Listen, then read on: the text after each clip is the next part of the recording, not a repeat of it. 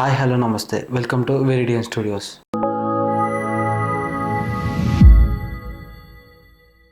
Google company ఎవరికి తెలియకుండా రాత్రికి రాత్రే ఒక పెద్ద చేంజ్ అయితే చేసింది. గూగుల్ కంపెనీ తెచ్చిన ఈ ఒక్క డెసిషన్ వల్లే చాలా కంపెనీస్ కి బిజినెస్ మొత్తం బోల్తా కొట్టింది. కొన్ని కంపెనీస్ అయితే ఒక్క రాత్రిలోనే కింద పడిపోయాయి. అంతలా గూగుల్ ఏం చేసిందంటే నమ్ ఈక్వల్ టు 100 అనే ఒక వాల్యూని తీసేసి నమ్ ఈక్వల్ టు 10 అనే వాల్యూని అయితే పెట్టారు. చూడడానికి ఇది చాలా చిన్న చేంజే కదా అనిపిస్తుంది, కానీ మీరు అలా అనుకుంటే చాలా పొరపాటు. ఇంతవరకు మనం ఏదైనా గూగుల్లో ఏ విషయాన్ని సెర్చ్ చేస్తే దాని URL లో చివరిన నమ్ ఈక్వల్ టు 100 అని ఒకేసారి 100 పేజెస్ రిజల్ట్స్ ని చూసే అవకాశం ఉండేది. ఈ ట్రిక్ ని డేటా కలెక్ట్ చేసే ఏఐస్ అయితే చాలా బాగా వాడేవి. ఒకేసారి లోడ్ అయ్యే 100 పేజీల డేటాని ఏఐ ద్వారా అయితే తీసుకురావచ్చు. కానీ ఈ విషయాన్ని గూగుల్ అయితే కనిపెట్టింది. ఇప్పుడు మనం సెర్చ్ చేస్తే 10 పేజెస్ లోడ్ అయ్యేలా ఇప్పుడు గూగుల్ సిస్టమ్ ని అయితే అప్డేట్ చేసింది. ఇప్పుడు ఈ చేంజ్ వల్ల ఏం జరిగిందంటే చాలా కంపెనీస్ కి డేటా కలెక్ట్ చేసే పవర్ సడన్ గా ఉన్నట్టుండి తగ్గిపోయింది. అంతేకాదు SEO చేసే వెబ్సైట్ డిజైనర్లకు కూడా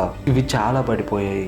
చాలా సైట్స్ కు విజిటర్స్ తగ్గిపోవడం వల్ల వీటికైతే భారీ లాస్ అయితే వచ్చింది.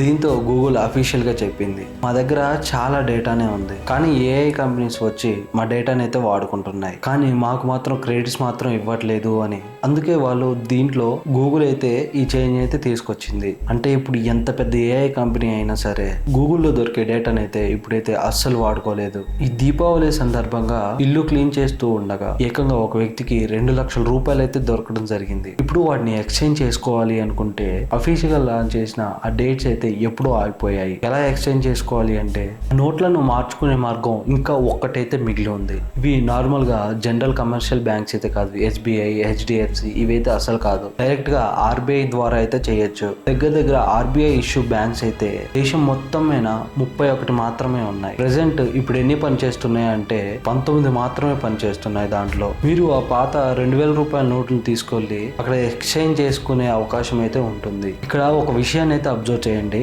వాళ్ళైతే మీరు ఒకేసారి 10-15 లక్షలు తీసుకొని వెళ్ళి ఎటువంటి ఆధారం లేకుండా వెళ్తే కనుక మీరైతే జైల్లో అయితే కంపల్సరీగా ఉంటారు.